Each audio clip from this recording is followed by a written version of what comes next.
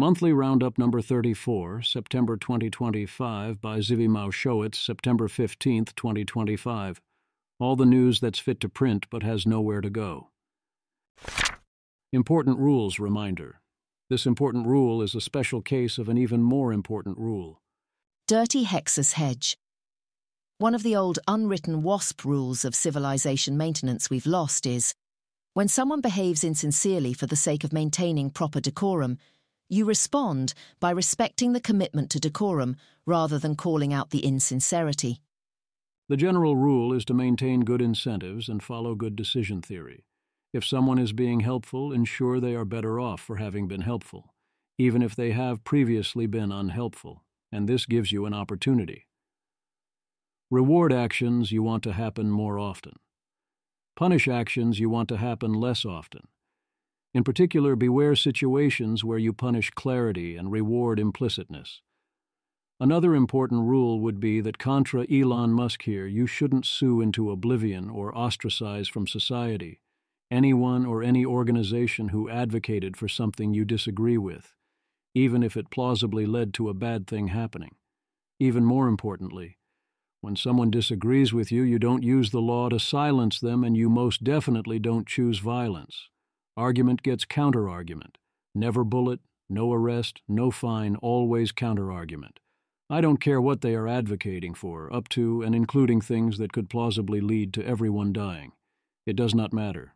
No violence, no killing people, no tolerance of those who think they can have a little violence or killing people who disagree with them as a treat or because someone on the other side did it. No, stop it. This seems like one of those times where one has to, once again, say this. Bad news. This seems like a lot of percents. Benjamin Dominic. New death of the Westat. 42% of people in line to meet Buzz Lightyear at Disney theme parks last year were childless adults. Source: author A.J. Wolfe on Puck's The Town podcast. Polymath. When I went to Disney in 2019, my kids were in line to meet Sleeping Beauty, and the guy in front of us was a 30-ish single dude who gave her a bouquet of roses and weirdly fawned over her. I admired the actress for not displaying her disgust. If that is who gets the most value out of meet and greets, okay then. It also presumably isn't as bad as it sounds, since it has been a long time since Buzz Lightyear has been so hot right now. I presume characters in recent movies have a different balance. The price sounds sufficiently high that they should add more copies of such characters for meet and greets, until the lines are a lot shorter. How could that not raise profits long term? Some notes from Kelsey Piper on literary fiction. A100 gex, 1 million views. The pearl clutching about no young white men being published in the New Yorker is so funny, like men, writ large, are basically a subliterate population in the U.S. Men do not read literary fiction. If you have even a passing interaction with publishing, you realize this. Kelsey Piper. 1. Open disdain for people on the basis of their sex is bigoted and bad. 2. Men obviously did read and write literary fiction for most of the history of literary fiction, so if that has changed, I wonder why it has changed. Perhaps something to do with the open disdain. Like in general, I try not to waste too much of my time on "this hobby has too few X's" or "this hobby has too few Y's," since that can happen totally organically, and pearl clutching rarely helps. However, if the hobbyists are saying, "Our hobby has no men because they are a subliterate population," then I suddenly form a strong suspicion about why their hobby has no men. And it's not that people innocently have different interests sometimes. John Murdoch gives us many great charts in the FT, but often we lack key context and detail because, as John explains, he only has very limited space and 700 words, and everything needs to be parsable by a general audience, so spending space on methodology or a full y-axis is very expensive. We appreciate your service, sir. It would still be great to have the professional, epistemically ideal edition available somewhere. Any chance we can do that? Reading books for pleasure continues to decline by roughly 3% per year. Alternatives are improving, while books are not improving. Indeed, the best books to read are mostly old books. So what else would you expect? Until recently, I would say people are still reading more because a lot of screen use is reading, but now we have the rise of inane short-form video.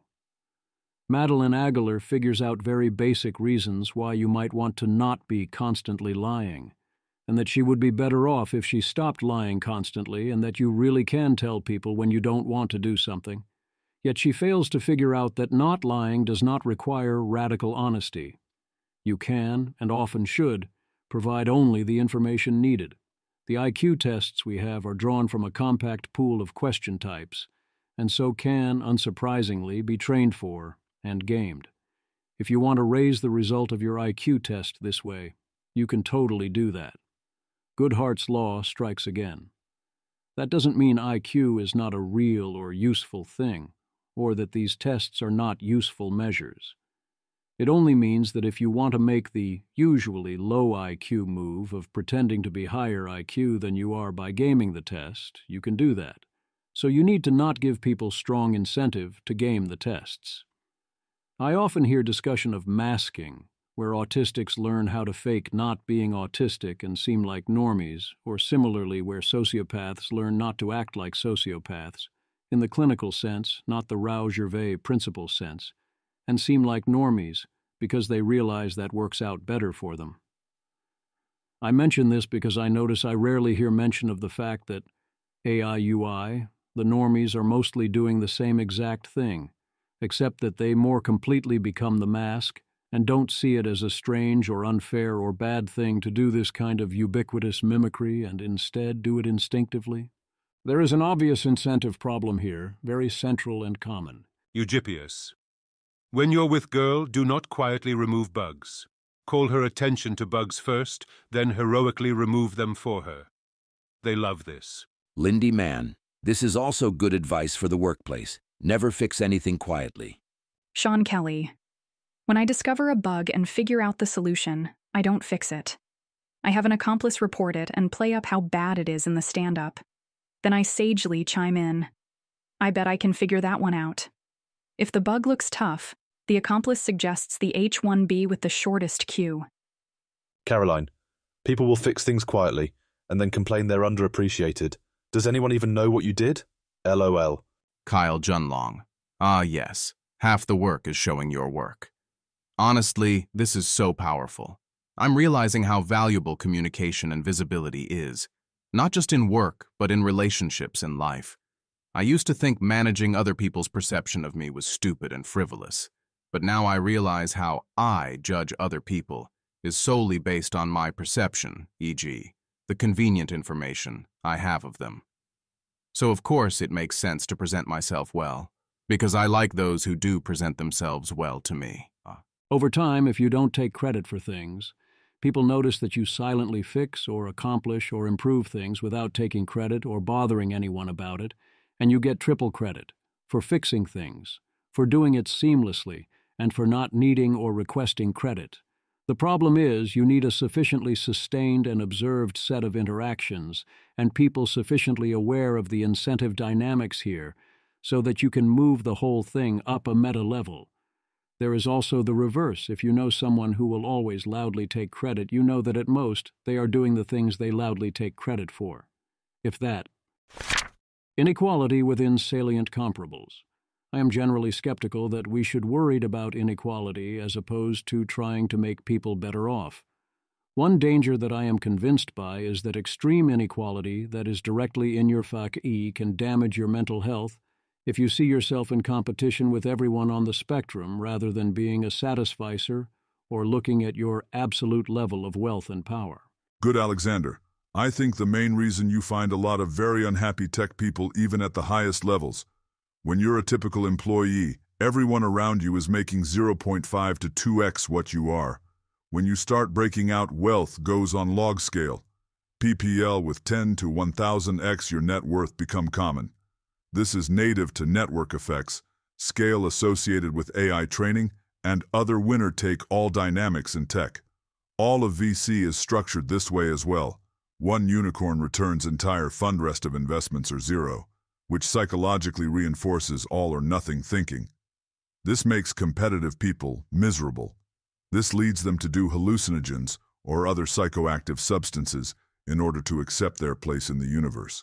The conclusions drawn from these psychoactive substances are typically at direct odds with how they got to where they are. And after getting one-shotted, they're still ultimately in a hard-wired competition with people worth 10 to 1,000x more than them. Due to the structure of technology, it becomes more or less impossible to break out of your bracket without engaging in increasingly dark things. You realize that time is running out and become aware of synthetic biology, peptides, genetic alteration of children. You end up getting involved in police-state investments, gooning investments, or crypto, and view it as non-optional to take the gloves off BC. Everyone around you is doing the same thing. You're on a permanent hedonic treadmill, and you can't ever get off or go back to where you were before BC. After doing all of the things you've done, you can't possibly ever relate to normal humans. You get involved with politics or Catholicism or other Lindy cults to try and get off the treadmill. Of course it won't work, and you bring all the weird baggage directly into politics or religion and poison those wells too. The current configuration of economics/wealth distribution is pretty solidly optimized to drive the wealthiest people in society batshit insane, which, to some extent, explains a lot of things you see around you. With this framework you can understand Thiel Antichrist obsession, Kanye getting into Hitler and launching a coin, Trump memeing himself into becoming president, then running again to escape imprisonment, Elon generating Ani Goon slop on the TL, A16Z wilding out. Eliezer Yudkowsky, supposed AI safety guys, outside Mirai, founding AI companies, some of whom got billions for betraying good and law. I have felt a little pressure to feel insane about that, but it is small compared to all the other anti-sanity pressures I've resisted routinely. David Mannheim, this is definitely not wrong, even though it's incomplete. The current configuration of economic/wealth distribution is pretty solidly optimized to drive the wealthiest people in society batshit insane, which, to some extent, explains a lot of things you see around you. Speaking from experience, it is quite the trip to be in regular contact and debates with various billionaires.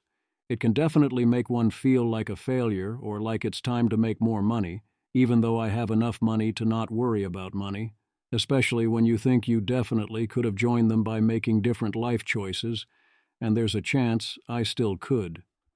Whereas, when in prior phases of life I was not in such contact, it was easy not to care about any of that. It helps to remind myself periodically that if I had $1 billion, I could make the world a better place. But except insofar as I prevented us all from dying, my own life would, I anticipate, not actually be better as a result. At that level, there isn't that much more utility to buy, whereas more money, more problems. Artful dodge. It's not easy buying art. Cold. Bro, you make $500,000 at OpenAI, you can go to the art fair and buy a little $10,000 painting to hang up in your SF apartment's living room. You tell them this, and then they'll be like, I'm sorry, pleading face emoji. Do you think a $15,000 desert meditation retreat will fix me? So I'm not like this anymore? Daniel. The lack of personal art purchasing in SF is insane. A $3,000 oil on canvas can change your whole living room, and they won't do it. I know people who earn much more than $500,000 at OpenAI and their living rooms are making them depressed. Paul Graham. The main reason rich people in SV don't buy art is that it does actually take some expertise to do it well. And since the kind of people who get rich in SV hate to do things badly and don't have time to learn about art now, they do nothing. Diff TTT. Rich SV people need an expert to tell them what kind of art they like? Paul Graham. In a way, they need to learn how not to be fooled by meretricious art, how to avoid the immense influence of hype and fashion, etc.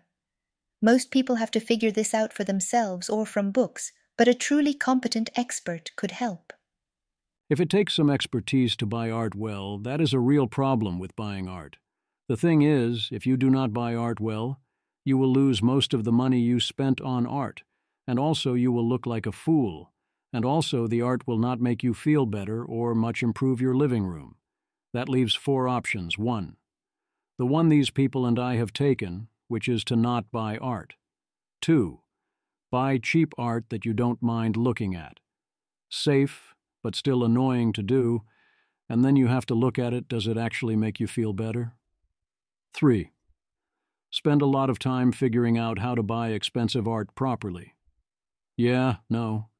I understand that Paul Graham can be in Renaissance man mode, but if you are coding at OpenAI at $500,000 plus per year, the cost of this is very, very high, and also you probably don't expect the skill to stay relevant for long. 4. Find someone you trust to do it for you. Not cheap, not all that easy or quick to do either, and you are still the one who has to look at the damn thing. Besides, who is to say that a constant piece of artwork actually helps, especially if it doesn't hold particular meaning to you? I mean, yeah, in theory, yeah, we should get some artwork here, I suppose, but no one wants to do the work involved. Also, it should definitely be cheap art. At one point, I bought some Magic, the Gathering prints for this, but we never got around to hanging them. Also, at one point, I tried to buy the original art for Horn of Greed, which at the time would have cost like $3,000. I say tried, because my wife wouldn't let me. But if anyone wants to buy me a gift at some point, that or another original Magic art I'd look back on fondly seems great. Weather. If there is one thing to learn from rationality, Peter Wildford is 100% right here. Wikipedia, wet bias.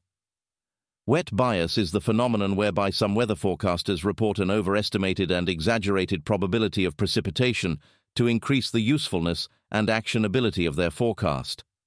The Weather Channel has been empirically shown and has also admitted to having a wet bias in the case of low probability of precipitation.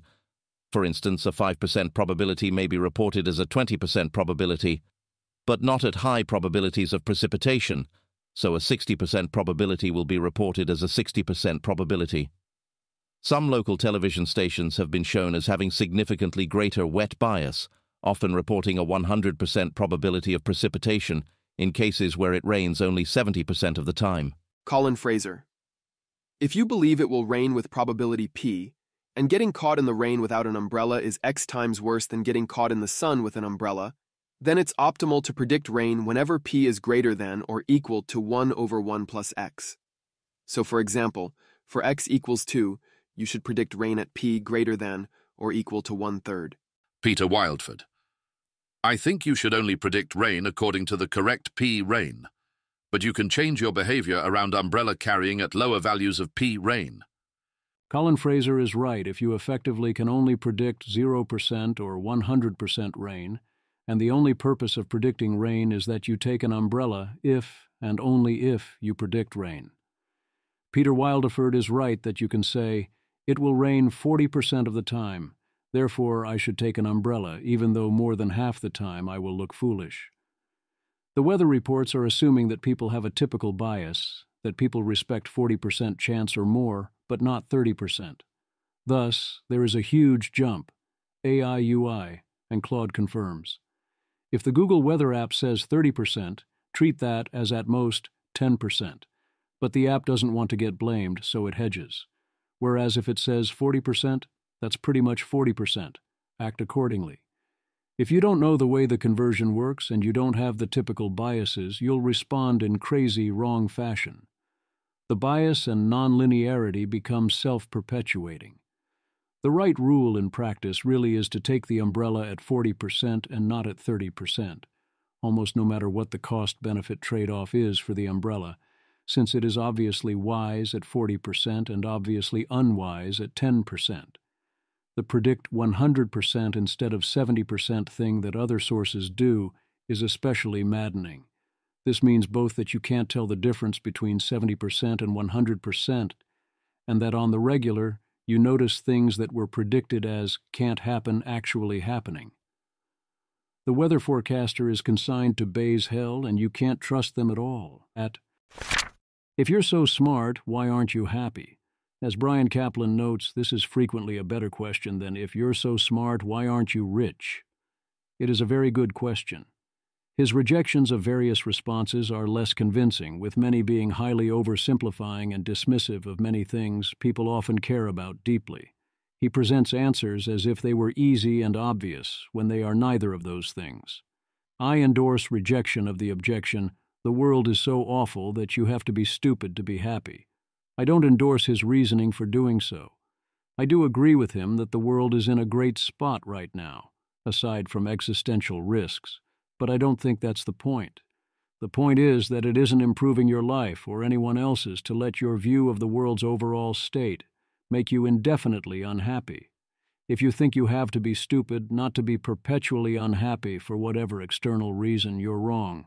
I also agree with him that one good reason to not be happy is that you are prioritizing something else. He retorts that few people are extreme effective altruists, but this is not required. You don't have to be some fanatic to use his example to miserably stay together for the kids. What you care about can be anything, including personal achievements other than happiness. Who says you have to care about happy? Indeed, I see a lot of people not prioritizing happiness enough, and I see a lot of other people prioritizing it far too much.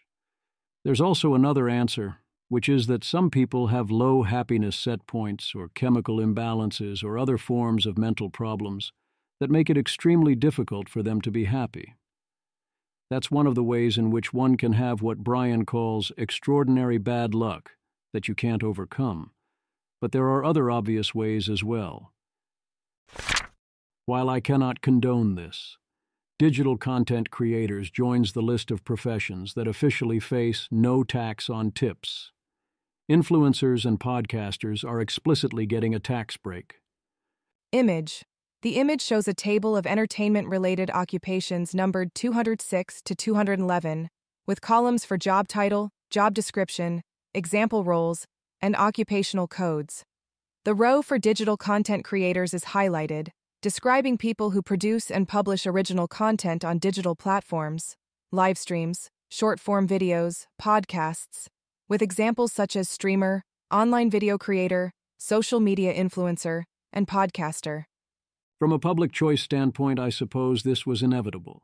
However, this phases out at higher income levels, which means that none of the prominent people you are thinking of likely can benefit from this. As in, Republicans proudly embraced progressive taxation to partially offset regressive tariffs. So yes, I do accept tips and very much appreciate them, along with subscriptions. But alas, after consulting with my tax lawyer, GPT-5 Pro, I have concluded that I cannot benefit from this policy. Did men dress better and therefore look better in the past? Derek Guy makes the case that they did, and attempts to explain why and what he means by better. I think I agree that in a purely aesthetic sense, people did dress better, but that is because people in the past put massive investment into this. They spent a huge percentage of their income on clothes. They spent a large percentage of their time and attention on understanding, creating, and maintaining those clothes, and they were willing to suffer a lot of discomfort. And they faced huge social and status pressures to devote such efforts, with large punishments for not measuring up to norms. Derek notes our reduced tolerance for discomfort and lack of effort, but skips over all the extra money and time and cognitive investments, seems to lack the, and this is good, actually, that I would add. I think it's pretty great that we have largely escaped from these obligations. The juice is not worth the squeeze. Santi Ruiz interviews Dr. Rob Johnston on the intelligence community and how to get good intelligence and make good use of it. There's lots of signs of a lot of deep competence and dedication, but clearly the part where they deliver the information and then people use it is not going great. Also not going great is getting ready for AI. Nate Silver explains what Blue Skyism is, as in the attitude that is pervasive on Blue Sky, and why it is not a winning strategy in any sense. Texas becomes the 7th state to ban lab-grown meat. Tim Carney becomes the latest person to be unable to understand there could be any reason other than cronyist protectionism to want this banned. Once again, I reiterate that I don't support these bans, but it seems disingenuous to prevent not to understand the reasons they are happening. James Miller offers a refresher of the explanation if you need one, except that the demands wouldn't stop with what Miller wants. No, the Black Death was not good for the economy. Things were improving steadily for centuries for other reasons, as opposed to every other past famine or plague ever, where no one looks back and says, "Oh, this was excellent for economic conditions." Only the rich are poisoned. It is relatively easy to stay rich once already rich. It is not easy to get rich or to be good at being rich. It is also hard to be rich effectively, including in terms of turning that extra money into better lived experiences, and use the money to change the world is even harder. Rune, it's amazing how little the post-economic people I know spend. Many people are bad at being rich. You should teach them how to do it. I think this is often why the children of the mega-rich are the ones who even get close to squandering their parents' fortunes. When you get rich later into life, you often don't think with enough zeros in terms of personal consumption, donations, having a lavish household staff, etc. Eliezer Yudkowsky. In their defense, once you've already got your personal chef, volcano lair with trampoline, and a harem that covers all your kinks, there's just not much else Earth offers for converting money to hedons. Zvi Mauschowitz. It is remarkably difficult and time-consuming to spend large amounts of money in ways that actually make your life better if you're not into related status games. I got into a number of arguments in the comments, including with people who thought a remarkably small amount of money was a large amount. Certainly you can usefully spend substantially more than most people are able to spend and still see gains. Reasonably quickly you hit a wall and the Andy Warhol everyone gets the same Diet Coke problem, and to do better, you have to spend obscene amounts for not that much improvement. Are you actually going to be that much happier with a giant yacht or a private jet? What good is that private chef compared to caviar or going to restaurants? Do you actually want to live farther away in some mansion? Does expensive art do anything for you? Cheap art doesn't? And so on. Even in the ways that would be good to spend more, you still need to know how to spend more and get value from what you paid, and how to do it without it taking up a ton of your time, attention, or stress. Again, this is harder than it sounds. China has declining marginal product of capital. We talk constantly about losing to China, whereas in China, there are reasons to worry that China is losing, not to an outside force, but rather in general, and this is on top of a fertility rate that is 1.1 or below and an already declining population. Mike Bird. Useful chart from Andrew Batson here, covering one of the most under-discussed and useful macro metrics around. China's capital productivity has been in consistent, marked decline even as panic over Chinese industrial prowess has reached fever pitch. Image. A line chart tracks China's marginal product of capital, percent, from about 1980 to 2025 for total MPK, blue, and MPK excluding housing, red. Both series peak around the late 2000s and then fall steadily, echoing 2008 to 19 downward trend lines, with MPK ex housing dropping to the low teens and total MPK to single digits by the early 2020s. Mike Bird. Indeed, as of 2019 to 2023, China's marginal product of capital, basically how much output you're getting from another unit of capital, was only very slightly higher than that of the U.S., though the U.S. is at the frontier of GDP per capita and China nowhere near. Image. A line chart compares the 5-year rolling marginal product of capital for China, red, and the United States, blue, from 1990 to 2022. China starts high, about 30-38% in the 1990s, drifts downward with a brief peak near 30% around 2009, and converges near the U.S. level, approximately 10-12% by 2022, while the U.S. stays mostly in the low teens, dips to around 2-5% circa 2009-2011, then recovers toward approximately 11%. Mike Bird. Clearly both things can be true, that some of China's leading industrial firms are incredibly impressive, world-leading, and that in the aggregate they're not enough to offset the misallocation and inefficiency elsewhere. He quotes that the manufacturing share of GDP in China, for all our worries about Chinese manufacturing, declined 2 to 3% between 2021 and 2025, with the sector now having narrower margins, lower profits, and more losses. All of this is more reason not to give them opportunity to invest more in AI, and also reason not to catastrophize.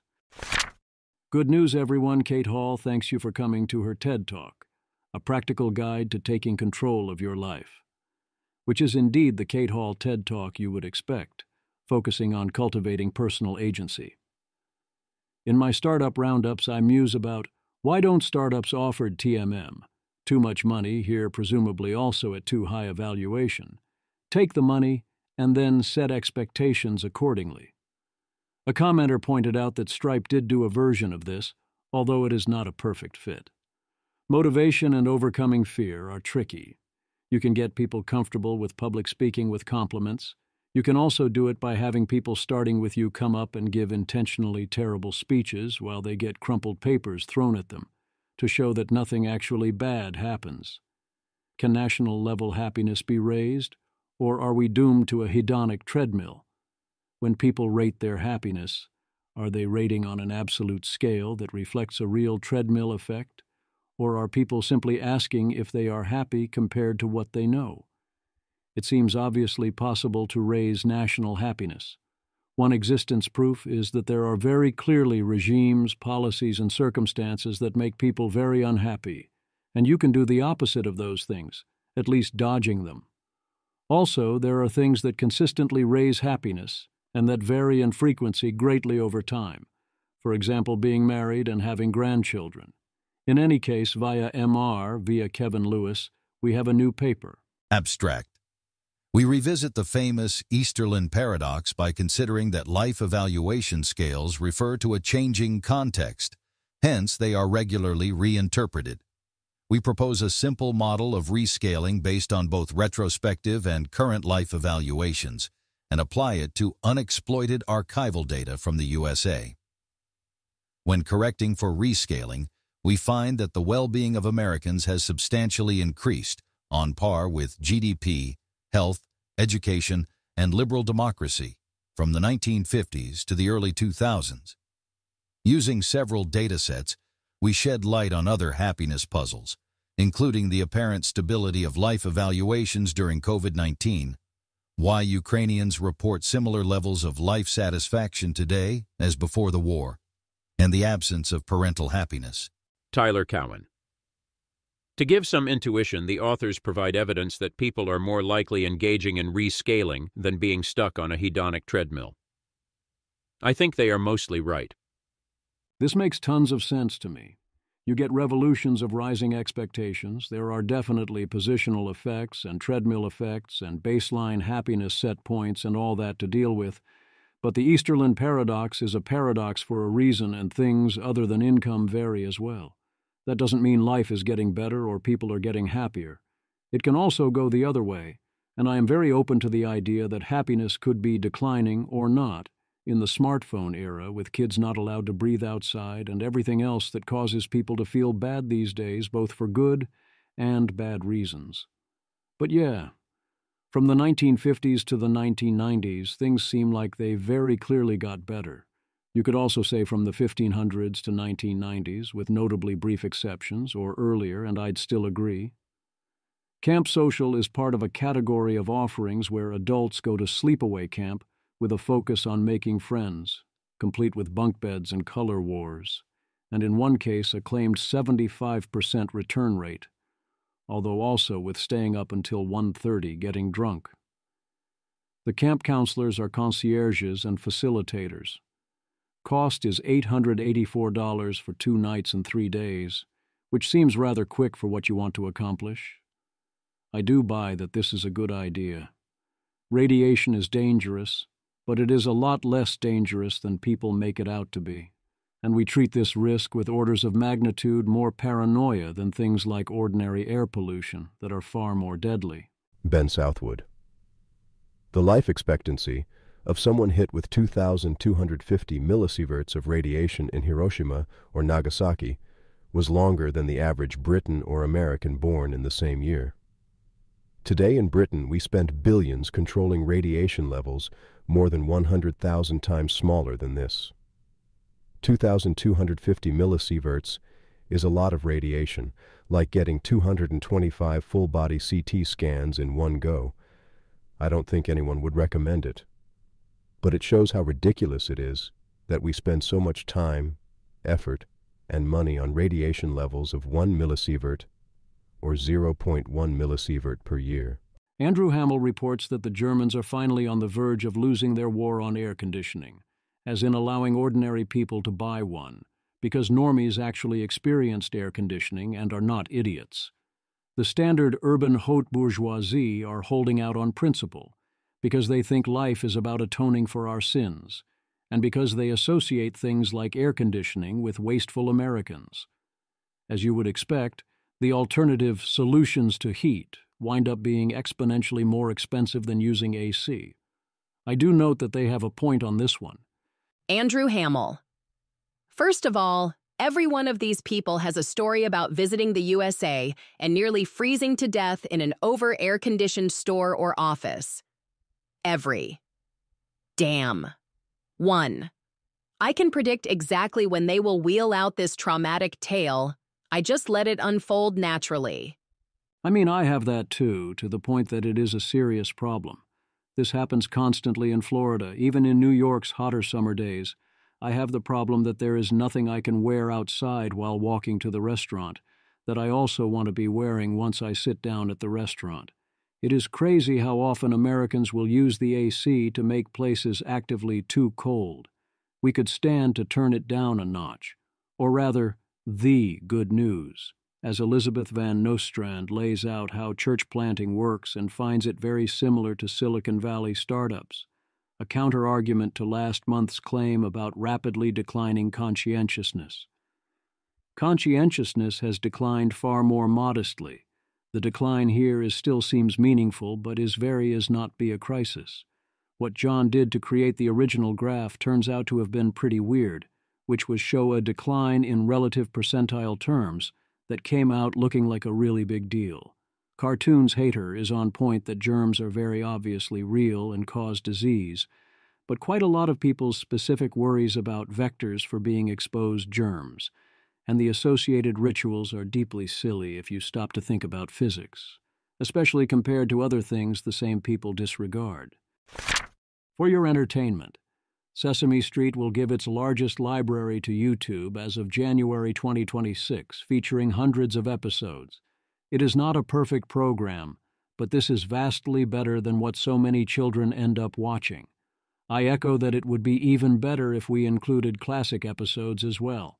Indeed, we should be putting all the old PBS kids shows on YouTube and everything else that it would be good for kids to be watching on the margin. The cost is low. The benefits are high. There are low-quality versions of the shows of my extreme youth available, such as Letter People and Square One TV. But ancient VHS quality is a deal-breaker for actually getting kids to watch. You're the worst. What TV show had the worst ending? There are lots of great answers, but the consensus is, in my opinion correctly, Game of Thrones at number 1 and Lost at number 2.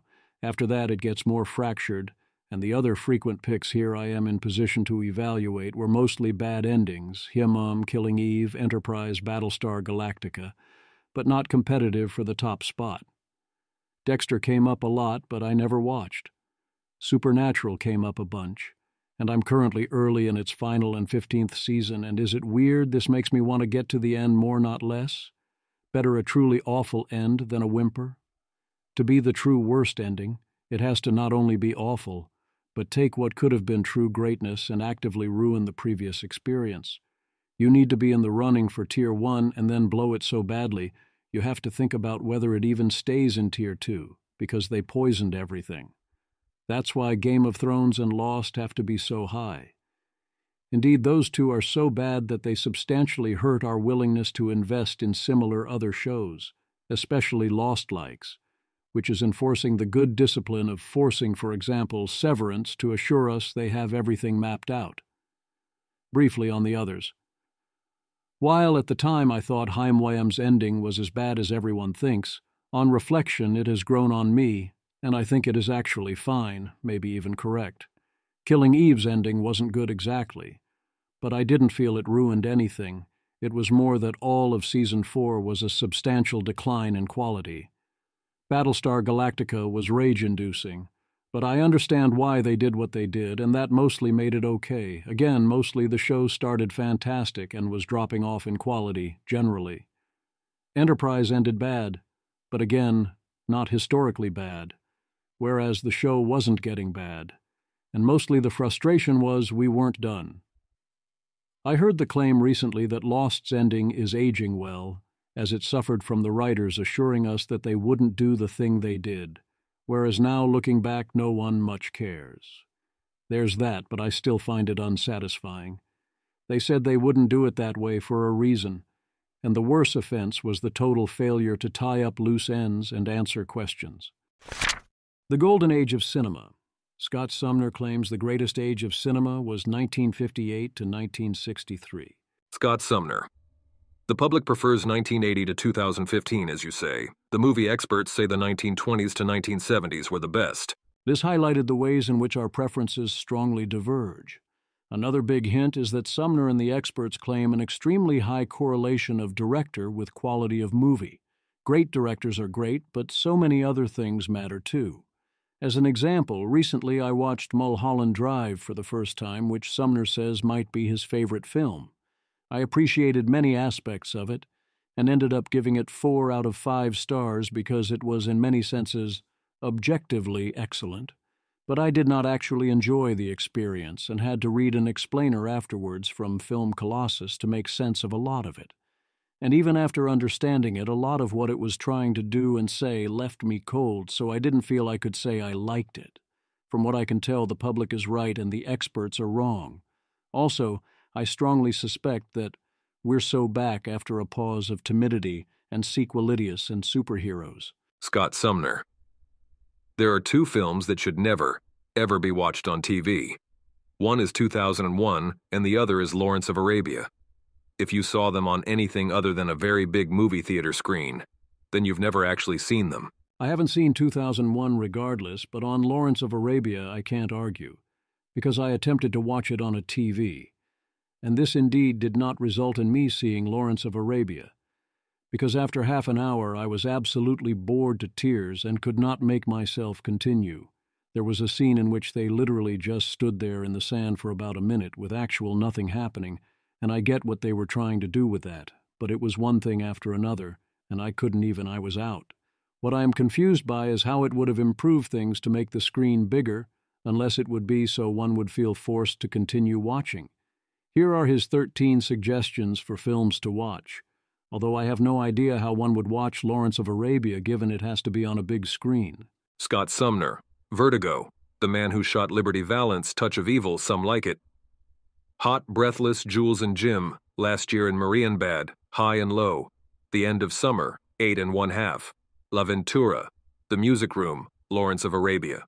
I tried to watch High and Low and got an hour in, but increasingly had the same sense I got from The Seven Samurai, which is, this is in some objective senses a great movie, and I get that, but I have to force myself to keep watching it, as outside of moment to moment it is not holding my interest except with more idiot plot. And yes, I realize some of that is cultural differences, and noticing them is the most interesting thing so far, but I'm going to stick with idiot plot anyway. In addition to the idiot aspects, it really bothers me that pay or pretend to pay the ransom is considered the obviously moral action. It isn't. That is terrible decision theory. The moral action is to say no, yet there is not even a moment's consideration of this question by anyone. If the above paragraph is still there when you read this, it means I was unable to motivate myself to keep watching. Not what we are looking for.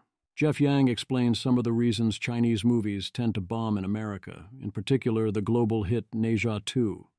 Big Chinese movies tend to be based on super complex Chinese traditional epic stories that Chinese audiences already know, whereas Americans haven't even seen Ne Zha 1.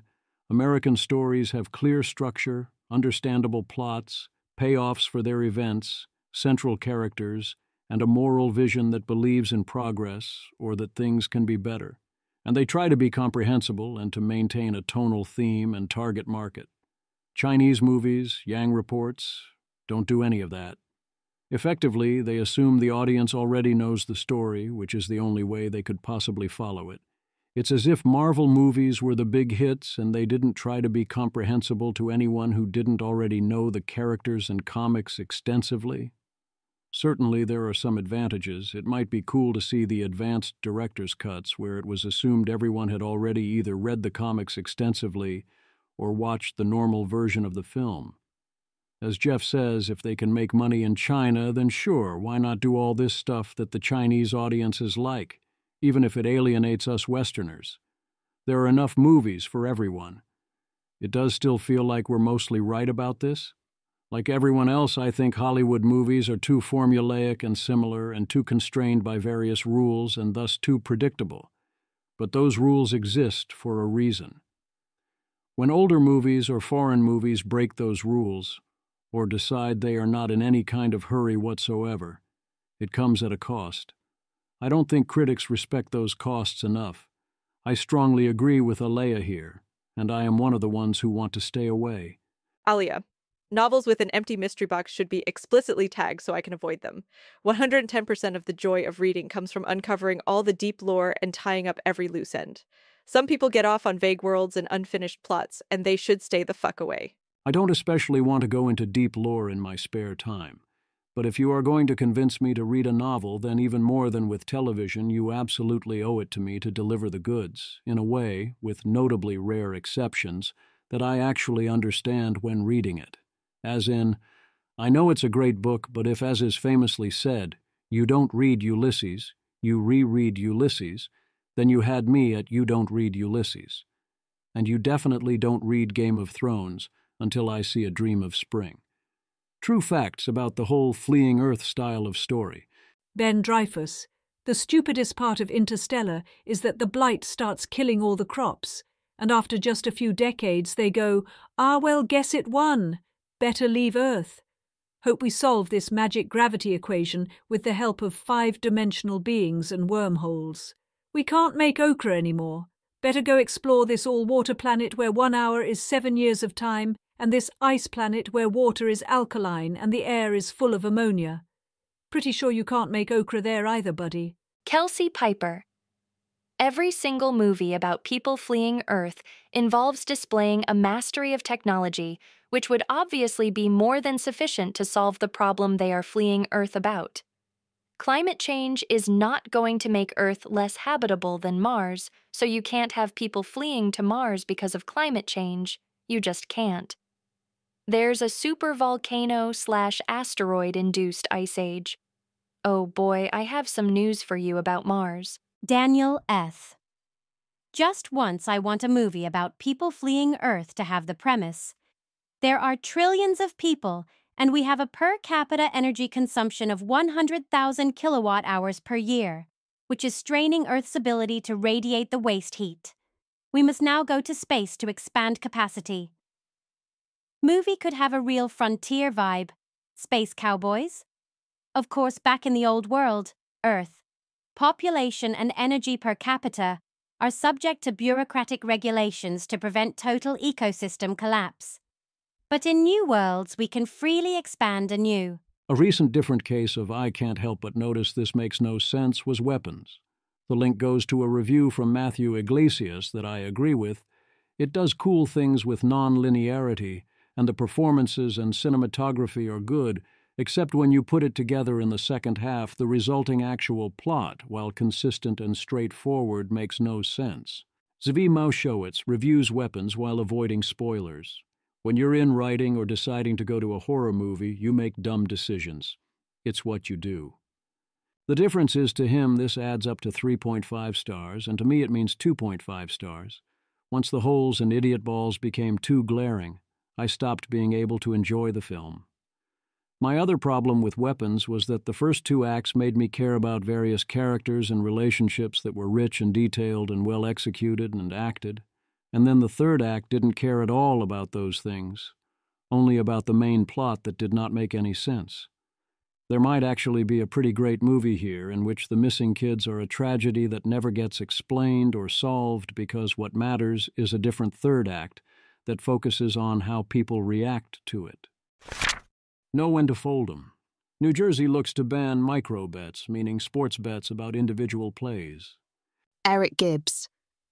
The bill's language defines a micro-bet as any live proposition bet placed during an event that pertains specifically to the outcome of the next discrete play or action. This restriction seems clearly good. I don't know where the line should be drawn, but I am confident that ball or strike bets are over the line. It is a very light restriction. You can't bet on a ball or strike or pass or run under this rule, but you can still bet on the outcome of an inning or drive. Bets on the next play have all the worst gambling attributes. They cost a lot individually. They resolve and compound super quickly. They are especially prone to addictive behavior. Gamer's gonna game. Claire Obscure Expedition 33 finishes at Tier 2. It does a lot of things very right, and I am very happy to have played it, despite some obvious issues, including some serious balance problems in Act 3. If someone suddenly buys up the contract on Taylor Swift and Travis Kelce getting engaged from 20% to 40%, and you're selling into it, yeah, good chance they know. Also, this means yes, someone knew and traded on the information in advance. Cool. Oh, and congratulations to both of them, of course. Sam Black has a new podcast about CEDH. I don't understand why Wizards of the Coast continues to be so slow on the ban hammer in situations like Cauldron. We saw repeatedly exactly the broken format pattern, such as here where Cauldron starts out at 30% and then goes to 56% after 6 rounds, then a much larger majority of the top 8s. This continued long past the point where there was reasonable hope it would be fixed by innovation. Mason Young. Doesn't it make sense that in a rotating format like Standard, VOTC wants people to have confidence in buying product and building decks? Literally, no one is going to play Standard if the best decks just get banned every 2 months. Saffron Olive. The way I see it, there are 2 paths. You design cards conservatively and don't need to ban anything, or you design cards aggressively and need to ban cards fairly often. Wizards is trying to design cards aggressively and never ban anything, which I don't think is actually possible. Patrick Sullivan. What you're saying is true/relevant, but there are other considerations. The current state of affairs would clearly not be tolerated absent the stuff you're mentioning. That's why I think they should allow themselves to be as agile as possible, regardless of what they decide to do. Brian Cowell. The opposite of how I feel about rotating formats. I want it dynamic. I'd rather they make a balanced format. With a rotating format, I want to feel like I can innovate. If it is solved, I quickly lose interest. There are many formats that never rotate to protect investment. I think mix it up every time it is solved is going too far given how quickly we now solve formats, but the solution has to not be play this deck or else. Yes, banning the best deck every 2 months would make you reluctant to invest in Standard, but effectively banning all but the best deck for months on end or having to face an endless stream of the same overpowered nonsense, even if you're willing to sacrifice win rate to go rogue, is even worse. They came out with an explanation and update on the 9th. A big part of this is that they screwed up timing the ban windows and have a crazy high bar for doing emergency bans versus bans on announcement days. They are mitigating this going forward by adding more windows next year, one every major set release. That points out how crazy the situation was. You're going to release a set and then not have a ban opportunity until after releasing the next set? That's crazy.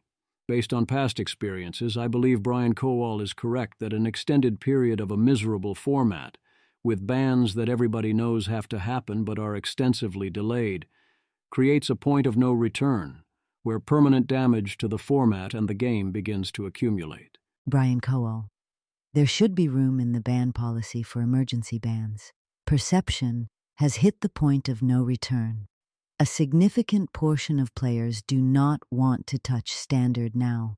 Rotation should be when we are creating players for the next year, and this rotation lasts until January 2027. I'm 80% on this. Somebody let me know if I'm wrong. Players are quitting Standard again to look for other games and formats. New players are choosing not to invest in it. When format perception hits this state, everybody knows something is getting a ban. So a lot of diehard competitives are even taking a break, rather than buying 4 copies of the 2 most expensive cards in Standard. The best way to go IMO is to just suck it up and ban Cauldron immediately. Again, we all know it is happening anyway. Not taking action over and over again and just letting everybody suffer months of a bad format makes WOC look like they don't care. Jenny, WotC took how long to decide to do nothing and ruin another Spotlight series and RCQ season, using the arena ladder meta to judge the health of the format is insane. Packdoll Terror. My 2-slot RCQ this Saturday in NYC sold 8 spots. I usually do 50. Someone who built Vivi to grind RCQs would be annoyed that it got banned, but Standard is dead locally. Weeklies aren't launching. RCQs struggle to make money. Holding bans is bad for everyone except Vivi players. Instead, they're going to do a strange compromise and move up their next announcement date from November 24th to November 10th, which still leaves 2 full months of this. We should never have more than a month in limbo where things are miserable and we know what is coming. Even if you decide to keep playing, you are in an impossible position. They say Standard has not yet reached its final form, but they are grasping at straws. They say the arena ladder is looking less awful. The arena ladder is not real life, not only because the play level is low, but also there's nothing forcing the players to play the best deck. I learned that the hard way during the Oko era. I get Carmen's argument here that we ran the experiment, and when you don't have ban windows, you get constant speculation about potential bans and a lot of uncertainty, and that's terrible. You can't fully embrace the unexpected banning. There needs to be a substantially higher bar outside of a fixed set of days. The current situation was still ludicrous. While insufficiently competitive play is not as lopsided, that's largely about card access and players wanting to have fun and, of course, not wanting to do this into a future ban. This ban would not be from under players in a surprise move, even if no formal warning was given. The idea that we won't make a move based on competitive play, only on non-competitive play you competitors don't much matter, is definitely giving me even less desire to come back. Which of course I get. Magic is not made for me. I'm just deeply sad about it. I see the argument this isn't a pure do it today or else situation, but it is an emergency. If I was Wizards, the moment it was clear we probably had a problem, I would have created a new announcement date much closer in the future than 2 months, with the clear statement that at that time they would choose whether to ban Vivi, Cauldron, both or neither, and then done it by now. Pro Tour levels of CEDH, Competitive Commander, are an awesome thing to have exist, but seem to have a rather severe draw problem, because everyone knows how to play politics and how to force draws. Sam Black suggests making draws 0 points, which I worry could create even more intense politics and feel bad moments. But when 1-0-6 is a great record, then maybe it is time, and it seems like the elimination rounds work fine. Sam Black. The house games are more fun when we don't play for draws. Similarly, games in top 16 are more fun. Ultimately, I don't think any solution would satisfy me, since it is going to come down to pure politics and kingmaker decisions. One potential approach is to say that wins are 10, draws are 1, and we pair people accordingly. So taking the draw is not obviously good for you. It might be wiser to lose and get paired against others who aren't playing for draws. In the 0-0-4 bracket, I don't like your winning chances, and you have to win at some point to make the cut. Sam Black talks about the role of mediocre synergistic cards. You start with strong cards and pick up the bad cards that work for you for free at the end. If the bad cards vanish, the lane is not open. Go a different way. Only prioritize cards that have a high ceiling, and almost never take a consistently bad card in your colors that can't make your deck much better when a pack contains a good card. Similarly, trying to read signals explicitly is overrated relative to taking good cards, which is underrated and serves the same purpose. The exception He seems to assume in the modern era this won't ever happen, which seems wrong to me, is if you are in danger of not having a deck, because you lack either enough cards or a key component such that taking a usually bad card actually does provide substantial improvement. Some cards that look bad and have bad win rates are instead good in the sense that they have high upside, but are being used badly by people who use them without the upside case. Sam's example is a card that defaults to being a bad divination, but enables never running out of cards, so you can build your entire strategy around this, but if you put in your deck as a bad divination, then it will be bad. I was promised flying self-driving cars. Waymo employees are doing rider-only mode on freeways in San Francisco, including US 101, Phoenix, and Los Angeles. It's employees only for now, but presumably that won't last. They are now cleared for San Jose Airport, but no word on SFO. Waymo is now offering service in Denver and is ready for Seattle as soon as they are permitted to do so. They're doing experiments in Denver now with humans behind the wheel of about a dozen cars, and Governor Polis is here for it. Planned cities include Dallas, Miami, and Washington, D.C. next year, and scouting road trips have gone to Philadelphia, and there are plans to go to Las Vegas, San Diego, Houston, Orlando, and San Antonio. Service in Denver will quickly reveal exactly how well Waymos can actually handle cold weather, including snow. My prediction is it will go well, bet if you disagree. Hopefully, it will help compensate for Denver's struggling restaurants and its very high minimum wage. As of the start of September, there are still only 2,000 Waymos. 800 in the San Francisco Bay Area, 500 in Los Angeles, 400 in Phoenix, 100 in Austin, and dozens in Atlanta.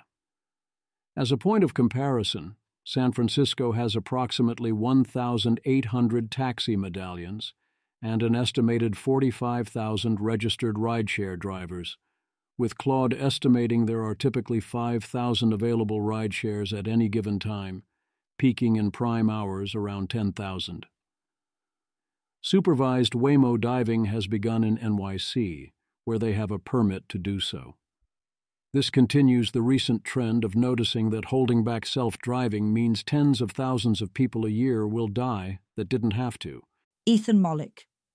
It seems like there is not enough of a policy response to the fact that, with 57 miles of data, Waymo's autonomous vehicles experience 85% less serious injuries and 79% less injuries overall than cars with human drivers.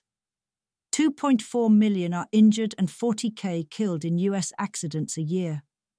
Think of EV policy and do long-term support, subsidies for R&D to bring down costs, incentives for including self-driving features, regulatory changes to make it easier to deploy, building infrastructure for autonomous-only vehicles, e.g. HOV lanes, independent testing. Takes time. There are many problems with this approach, including that it causes fixation on the lives saved versus cost and similar calculations, and also you sound like you are coming for people's ability to drive. Whereas if you sell this purely as Waymos are awesome and convenient and efficient and improve life greatly, and also happen to be actually safe on top it, then I think that's way better than you are killing people by getting in the way of this. Alice from Queens. Self-driving cars are like the new weight loss drugs. Their value is so large, so obvious, and so scalable that we can confidently predict their triumph regardless of knee-jerk cultural resistance and their wildly exaggerated downsides. Yes, I've been saying the same thing for years, because it still needs saying. I mean, they totally are killing people by getting in the way, but you don't need that. Mostly you need to make people believe that self-driving is real and is spectacular. Matthew Iglesias. I keep meeting people who are skeptical self-driving cars will ever happen.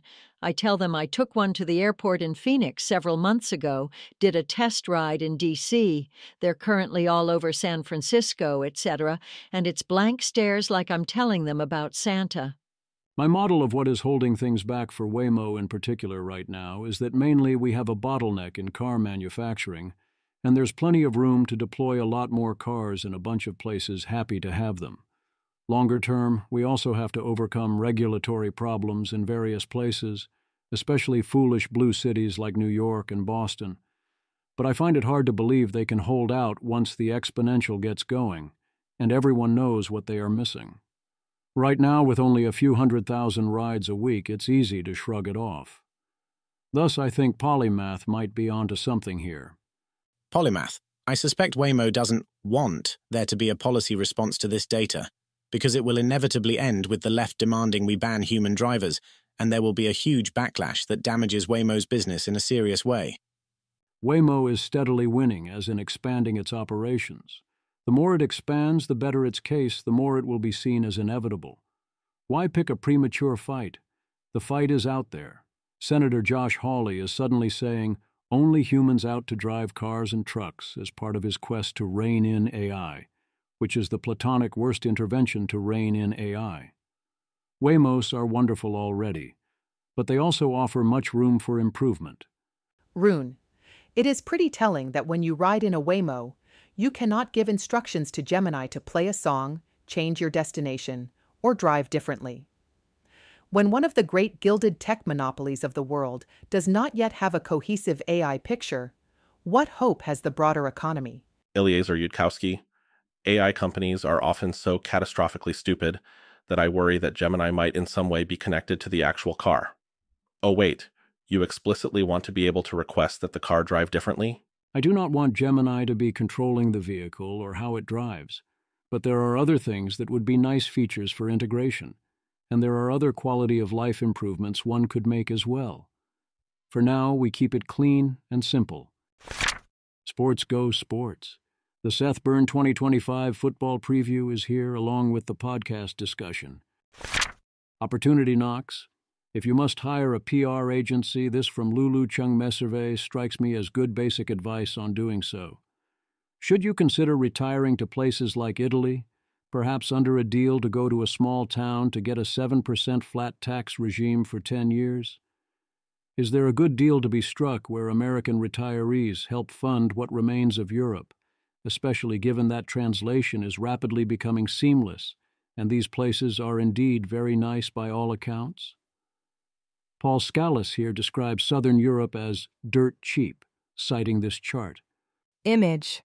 An infographic map titled, "The Cost of a Comfortable Retirement in Europe" color codes countries by expense, and lists the estimated lump sum needed, with Western/Nordic countries generally higher and Eastern/Southeastern lower.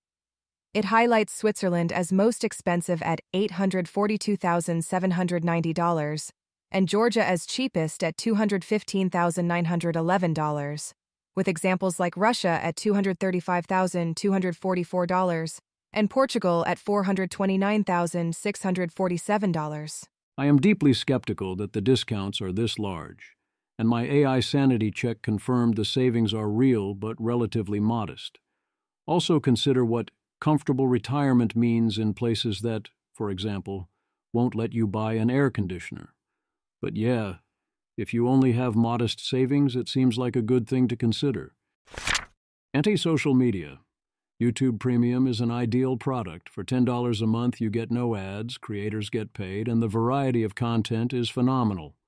Yes, you could use ad block to get around it in many cases, and many will do that, but this is what the internet is supposed to look like. Maxim Lebowski. Not only is YouTube Premium great, it's one of the few major ad-supported businesses offering a paid alternative. Paid social media is one of the only plausible solutions to the algorithm-driven polarization / rage baiting / lowest common denominator content death spiral. The problem is that you can't then subscribe individually to everything else because that adds up fast. Give me a unified YouTube Premium-style subscription, please. Yes, the failure to shut down TikTok despite a law making it illegal that was upheld by the Supreme Court 9-0 is rather insane. Trump is flat out refusing to enforce the ban and extending the deadline indefinitely. You can speculate as to why. Downvotes in some form are a vital part of any social platform that has upvotes, both to maintain civility and maintain good incentives. If you can easily express pleasure, there needs to also be an easy way to express displeasure. Dan Liu gives one reason, which is that otherwise people will write nasty comments as a substitute. The other reason is that otherwise maximizing for toxoplasma of rage and extreme reactions to get engagement wins and crowds other actions out. If you are going to do rankings, the rankings on Less Wrong and also Reddit mostly seem quite good, and those are the only places where somewhat algorithmic feeds seem to do well. Emmett Shear. The belief that downvotes are uncivil was one of the most common delusions I have encountered while working in social media. Oliver Habrika. Yep, one of the things I always considered most crucial to maintain with LW 2.0. When I was shopping around for forum software alternatives when we started building LW 2.0, this ruled out like 80% of the options on the market. Ekremio reports he was suspended from Twitter for a day for saying that T-App had been hacked, which was called posting other people's private information without their express authorization and permission. Except he did not do this or link to anyone who did do it. He said you can go download 59.3 GB of user selfies right now, whereas people who do expose such info often get ignored. He went warpath, citing various laws he asserts Twitter is breaking around the world. The link in the screenshot below takes you back to the post itself. Twitter, remove post 1 of 1 violating our rules against posting private information. You may not publish or post other people's private information without their express authorization and permission. Cremio. The T-App has been hacked, and you can go download 59.3 gigabytes of user selfies right now. The hack is real. A picture from someone I know who signed up just to see what was on there was in it. This was an obviously vibe-coded app and was bound to be insecure. Twitter. By clicking remove, you are removing the content of your post and all other edited versions of the post and foregoing the option to appeal this violation. Please note that the original content will be replaced with a notice stating your post is no longer available. Lewis. Meanwhile, post-doxing someone's address was never removed. 2.5 M views. Reported it and DM'd Nikita, never heard back on either. Sin, my contribution, which is literally a map containing the location with a giant arrow pointing to it, saying it is where this person lives. I saw this over a week later. Still there. Elon Musk made a lot of mistakes with Twitter, but also did make some very good changes. One of them is that likes are now private. This damages an outsider's ability to read and evaluate interactions, but it takes away the threat of the gotcha when someone is caught liking or even not liking the wrong tweet and the general worry about perception, freeing people up to use them in various ways, including to acknowledge that you've seen something and to offer private approval. It's very freeing. When likes were public, which also means it was public what you didn't like, I decided the only solution to this was to essentially not use the like button, which worked but is a big degrading of usefulness of Twitter. Redaction. It really is insane how simply hiding likes on Twitter meaningfully shifted the Overton window of the American political landscape. Samo Berja. I underestimated the impact change at the time. I think I thought preference falsification was much less pervasive than it was. Meanwhile, in other contexts, it is still very much a thing to talk about who has liked which Instagram posts. This is exactly as insufferable as it sounds. Every time Nikita tries to make me feel better about Twitter, I end up feeling worse. Nikita Beer, Twitter. The first step to eliminating spam is eliminating the incentive. So over the last week, I have gone deep down the rabbit hole of X spam. I am now in 3 WhatsApp groups for financial scams. I have become their friends. I know about their families. I cannot blow my cover yet. What is the goal exactly? How would befriending them help? We already all know exactly how to identify these scams and roughly how they work. Understanding more details will not help Nikita or anyone else do anything. You think you're going to do enough real-world takedowns and arrests that people are scared to do scams or something. How about instead we do basic filtering work? Or, when he posts this... Image. A social media post shows a close-up of a hand turning a shiny metal dial. The dial is labeled with AI slop on one end and human posts on the other, with the indicator pointing toward human posts. Or this. Eli. Twitter should include 3 schizophrenic reply guys and 1 e-girl with Premium Plus.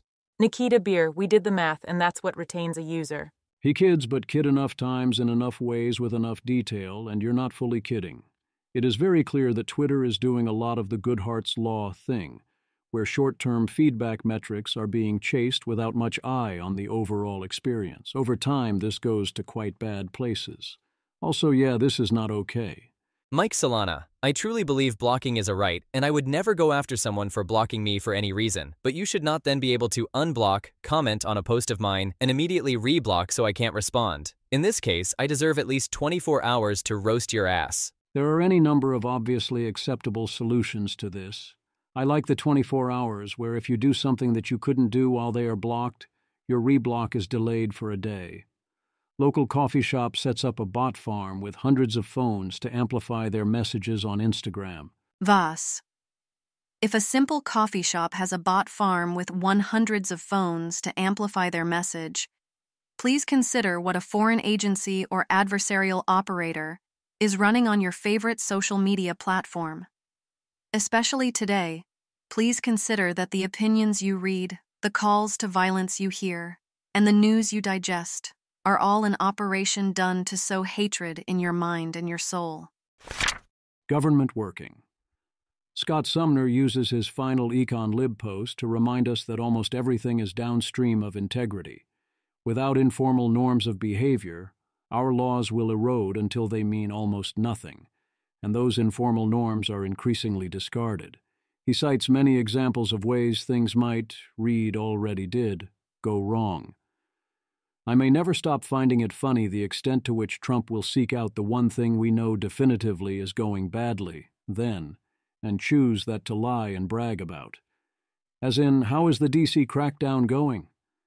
I only, as of writing this, know for sure that restaurant reservations were down, although it turns out not down as much as initially reported once you control for Restaurant Week, but 7% is still a lot. So, of course. Donald Trump. People are excited again, going to restaurants again in D.C., the restaurant business. You can't get into a restaurant. Wow, the city is dead. D.C. restaurant reservations drop amid federal crackdown. Local restaurant owners hope for a Restaurant Week boost, but the heavy law enforcement presence in the city is keeping some diners away. Trump attempted to fire Federal Reserve Governor Lisa Cook for cause, setting up a legal fight. Cook was not about to leave quietly. Initial market reaction was muted. The dollar only declined 0.3%, and gold only rose 0.6%, likely because it was one escalation among many and it might fail. But this is a direct full assault on central bank independence, and central bank independence is a really big deal. Bloomberg, Jonel Marte, and Miles Miller. While a president has never removed a Fed governor from office, one can do so for cause. Laws that describe for cause generally define the term as encompassing 3 possibilities: inefficiency, neglect of duty, and malfeasance, meaning wrongdoing in office. What was this cause? Bloomberg. Trump had earlier called for Cook's resignation after Federal Housing Finance Agency Director Bill Polt alleged she lied on loan applications for 2 properties, one in Michigan and one in Georgia, claiming she would use each property as her primary residence to secure more favorable loan terms. Trump said it was inconceivable that Cook was not aware of requirements in 2 separate mortgage applications taken out in the same year, requiring her to maintain each property as her primary residence. That's it. There are no additional claims, only the claim that she claimed one place would be a primary residence and then claimed a different primary residence. Bloomberg. Polt, in a statement posted to social media, thanked Trump for removing Cook. "If you commit mortgage fraud in America, we will come after you, no matter who you are," he wrote. What about if you are President of the United States and have recently had a 9-figure judgment against your Trump organization, entered against you for lying on mortgage applications? Are we coming for you? Oh, and what if it turned out, as it has, that the claim against Cook simply isn't true? Aaron Fritchner. The mortgage fraud claim against Lisa Cook is false, per documents obtained by Reuters. Bill Polt's accusation, The sole pretext Trump used to fire her from the Fed was that she claimed 2 homes as primary residence. These docs show she did not. The document, dated May 28, 2021, was issued to Cook by her credit union in the weeks before she completed the purchase, and shows that she had told the lender that the Atlanta property wouldn't be her primary residence. Documentation reviewed by Reuters for the Atlanta home, filed with a court in Georgia's Fulton County, clearly says the stipulation exists unless lender otherwise agrees in writing. The loan estimate, a document prepared by the credit union, states property use vacation home. Lisa Cook also didn't claim a tax credit for primary residence on the second home and declared it as a second home on official federal government documents when she was being considered for a role on the Fed, a real master criminal. Also, her mortgage rate was 3.5%, modestly higher than the going rate at the time. If you are going to try and fire a Federal Reserve president for cause, something that has not happened, checks notes, by which I mean GPT-5, ever, thus endangering faith in Fed independence and the entire financial system, you might want to follow due process, or at least confirm that your accusation is true, as opposed to demonstrably false. A lot of people are understandably highly outraged about this, as Adam Tooze partly covered right after the attempted firing. This comes on the heels of firing the head of the Bureau of Labor Statistics, because Trump didn't like the statistics. A reminder that yes, there is at least one clear prior case of a crazy person destroying a nation's health that parallels RFK Jr., as in South Africa, where their president denied drugs to AIDS patients.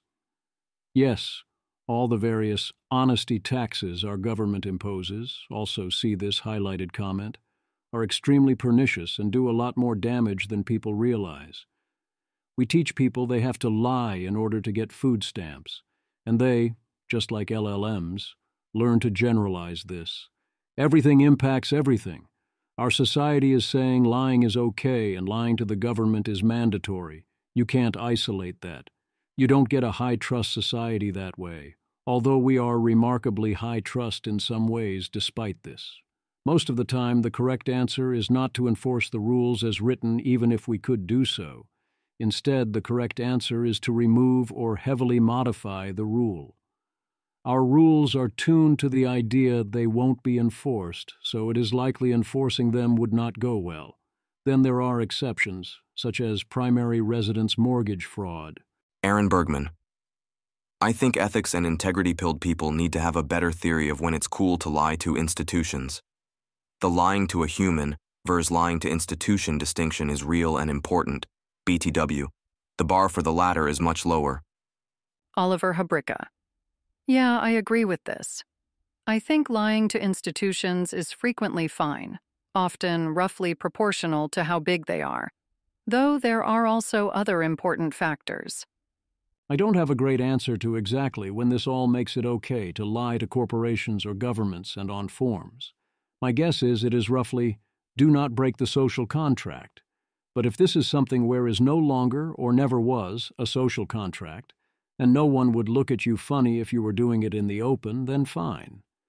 If you notice you are very clearly expected to lie, including by omission, or do a fake version of something, that the system is designed that way, then you have little choice, especially if you are also forced to deal with such institutions in order to get vital goods or services. Idaho Suicide Hotline is forced to ask teens who call to get parental consent due to a law passed last year requiring consent for almost all medical treatments for minors. As you would expect, most of them hang up. Are Trump's tariffs helping domestic manufacturing? What do the domestic manufacturers say about this? Image. A pie chart shows manufacturers' responses to the question, has your business been impacted by higher tariffs this year?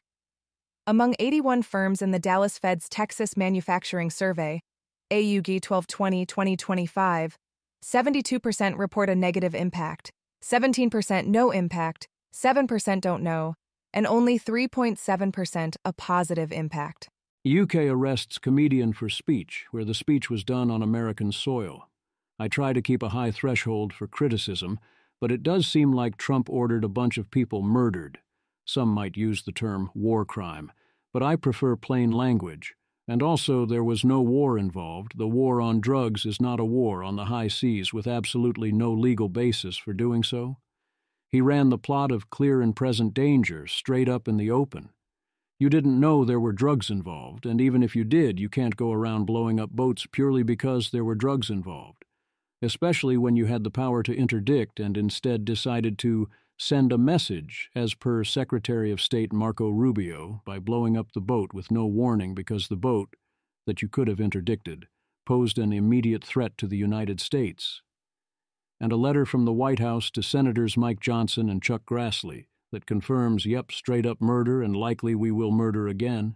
And J.D. Vance seems to confirm that this is straight-up murder. J.D. Vance, killing cartel members who poison our fellow citizens is the highest and best use of our military. Rand Paul, J.D. I don't give a shit, Vance says killing people he accuses of a crime is the highest and best use of the military. Did he ever read To Kill a Mockingbird? Did he ever wonder what might happen if the accused were immediately executed without trial or representation? What a despicable and thoughtless sentiment it is to glorify killing someone without a trial. I'm sincerely and deeply confused what makes this not straight-up murder and have not seen any serious arguments for why it would be anything else. As opposed to, yes, it is murder, and I really like murder for us here. Yay, this murder. It also seems, to the extent such points are relevant in 2025, like a very clear high crime and misdemeanor. Technology advances. Apple's new iPhone 17 Pro Max seems like a substantial improvement over the iPhone 16 Pro Max. You get 50% more RAM, at least twice as many camera pixels, better cooling, a substantially better battery, and a new faster chip with GPUs designed for AI workloads. I'm going to stick with my Pixel 9 Fold. The only feature on iPhones that is compelling to me at all is avoiding anti-Android discrimination. Hell of a business model. But those are nice upgrades. Apple Vision Pro is making small inroads in specialized workplaces that can exploit spatial computing, including things like exploring potential new kitchens or training airline pilots. It is expensive, but if it is the best tool, it can still be worth it. The rest of us will be waiting until it is lighter, better, faster, and cheaper. Meta had some issues with child safety when using its smart glasses, so whistleblowers report that they tried to bury it or shield it from public disclosure in various ways. This continues the pattern where 1. Meta has a safety problem. 2. When Meta tries to have internal clarity and do research on the dangers of its products, people leak that information to the press, details get taken out of context, and they get hauled before Congress. 3. When Meta responds to this by avoiding clarity and suppressing the research or ignoring the problem, they get blamed for that too. I mean, yes, why not simply actually deal with your safety problems is a valid response, but the incentives here are pretty nasty. The central accusation is that the company's lawyers intervene to shape research into risks from virtual reality, but I mean it would be insane for Meta not to loop the lawyers in on that research. If we are going to make Meta blameworthy, including legally, for doing the research, then yes, they are going to run the research by the lawyers. This is a failure of public policy and public choice. That doesn't make the actual problems any less terrible, but it sounds like they are very standard. Kids were bypassing age restrictions, and when interacting with others, they would get propositioned. It seems like the accusation is literally, Meta let its users interact with each other, and sometimes those users said or did bad things. Experts have long warned that virtual reality can endanger children by potentially exposing them to direct, real-time contact with adult predators. It is remarkable how consistently even the selected examples don't involve VR features beyond allowing users to talk. I'm not saying you don't need to have safeguards for this, but it all sounds very similar to the paranoia and statistical illiteracy where we don't let children participate in physical spaces anymore. I love this report of a major problem running the other way, to which I mean fair. In a January 2022 post to a private internal message board, a Meta employee flagged the presence of children in Horizon Worlds. which was at the time supposed to be used only by adults 18 and over. The employee wrote that an analysis of app reviews indicated many were being driven off the app because of child users. I'm not saying Meta handled any of this perfectly or even handled it well, but there's no smoking gun here and no indication that they aren't taking reasonable steps. Meta is also being sued and accused of violating an FTC agreement on WhatsApp privacy and account protection, claiming 500,000 WhatsApp accounts are stolen daily. For science, Matthew served and Nate served back, so now it's on. Nate Silver. Academic journals might be a lost cause, but they'd probably be better if you had some non-academic practitioners serving as reviewers. Journalists have their problems too, but they have much better bullshit detectors, for instance. The most important research paper of the past 10 years is the Google Transformer paper, Attention is All You Need. And it was written by non-academics and published in an open access journal. You ran some cool regression analysis. Okay, great. Make some nice graphics and put it on a Substack. Engaging headline, 1,500, 2,500 well-written words. That's literally 100x faster than trying to publish in a journal, and it's better peer review anyway. Matthew Sitman. Very, very occasionally, an exceptional generalist intellectual or particularly well-informed journalist might be able to see a problem with a paper that an academic close to the subject doesn't. But this radically underestimates the uses of expertise/familiarity with the literature. As someone who's been an academic and now talks/writes about ideas for non-specialists, a difference is that academics, ideally, know what they don't know, are aware of questions asked/answered previously, etc. If that can produce tunnel vision, well, they're trying to dig deep. Nate Silver.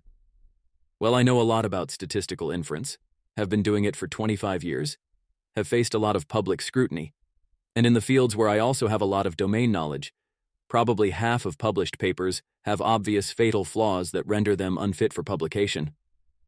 Maybe I'm a weird outlier, but the peer review process is obviously broken. Maybe it's better in the fields I don't know well, but I'd be surprised if that's true. Yila, people don't understand how much of a joke the current state of peer review is. It's extremely bad. It's bad enough that at one point I was suggesting to someone, why don't you just deliberately insert mistakes so they can feel satisfied about finding those and don't end up fucking with the rest of the paper? St. Motweb. This is actually a strategy that many academics use. Soldad. I unironically do this in my papers, sort of. Not inserting new stuff, but leaving fairly obvious but not super important work undone as low-hanging fruit for the reviewers to notice and ask for. This suggests a wager. Select a field.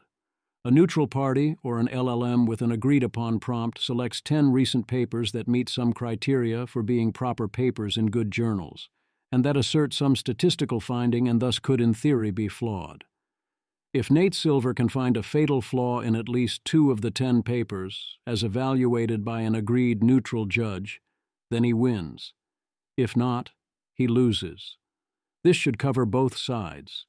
2 is enough that the system is obviously fatally flawed, and Nate says he can average 5.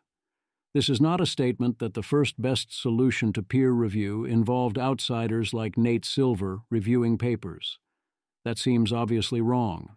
It is a claim that the current solution is so utterly terrible that outsider review would be a big improvement. Indeed, put your ideas out on the internet and let people critique them is the actual essence of true peer review, and far superior in practice to the formal version in 2025. I am reminded of when I wrote a detailed response to AI 2027.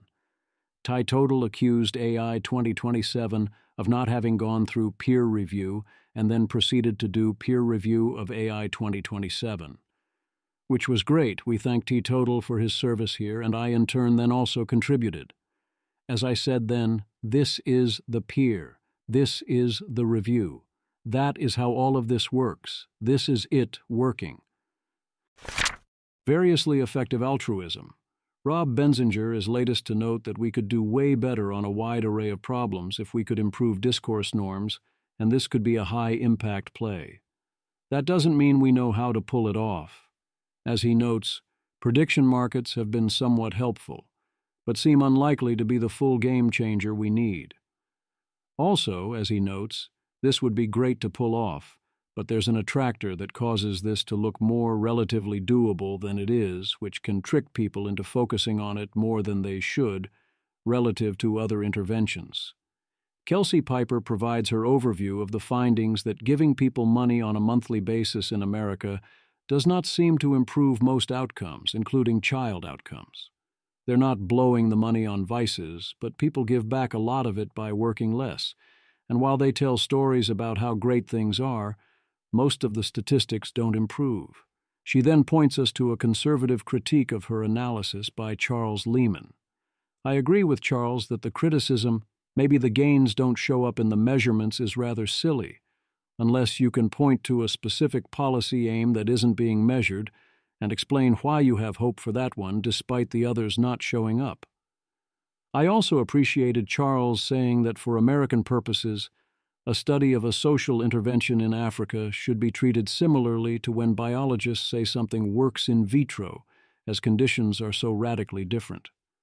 The synthesis would be that give people money is highly useful at improving various outcomes when those people have so little money that they risk starvation, but not that far beyond that, and existing interventions here already take us above the threshold. We definitely need to reconcile our model of how this works with not only the null results in these studies, but also the other null results from many other programs. One reason to be suspicious of policy mostly can't help is that if you propose policy mostly can't hurt, or even getting rid of existing policies and enforcement mostly can't hurt, then most people will disagree with you. So at minimum, you can help by not hurting, and you should find the extreme asymmetry suspicious.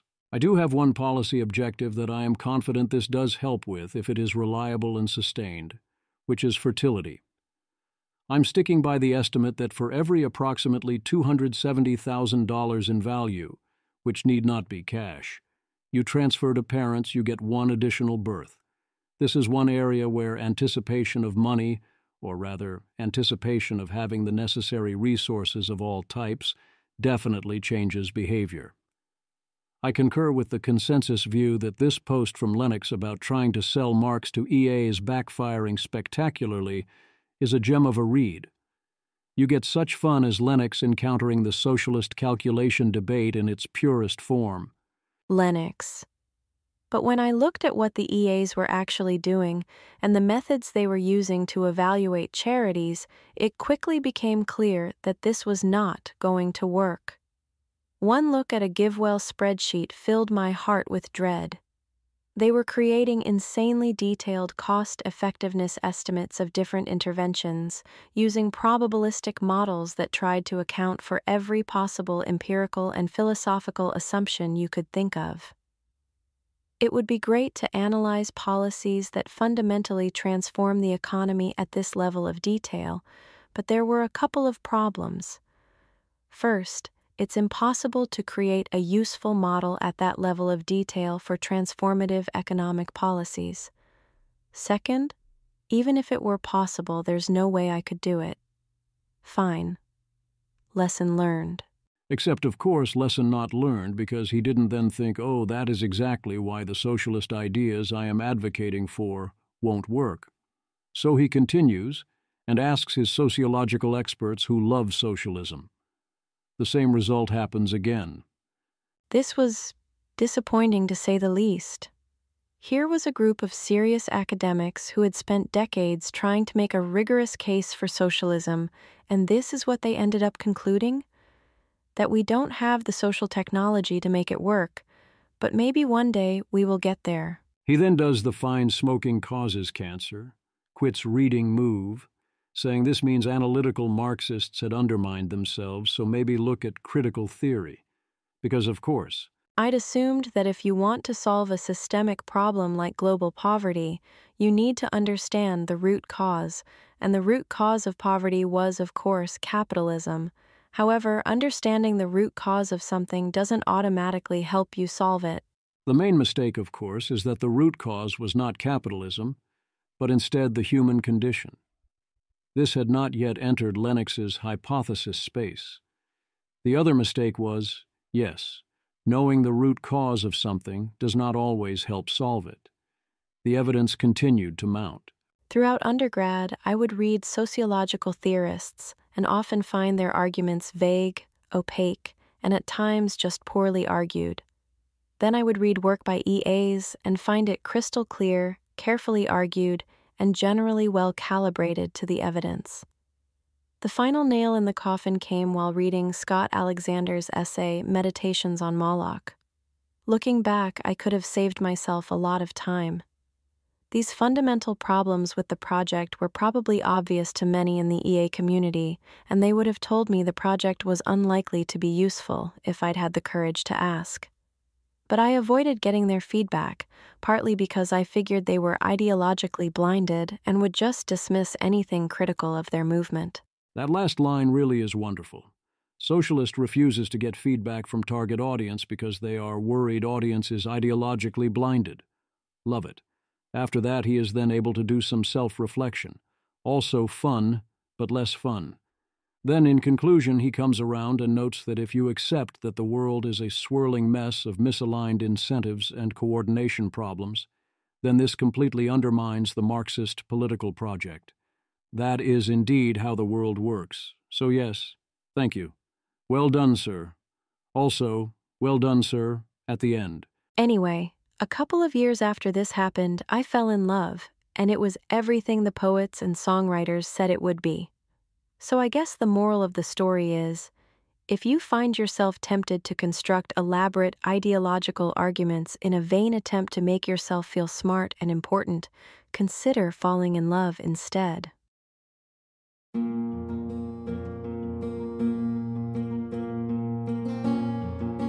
This has been an episode of the Don't Worry About the Vase podcast. If you enjoyed this podcast, please visit thezv.substack.com to support the author. If you enjoy having AI-narrated episodes, please note this is a listener-supported podcast. To receive new posts and support the cost of creation, consider becoming a subscriber at dwatvpodcast.substack.com. Thanks for listening.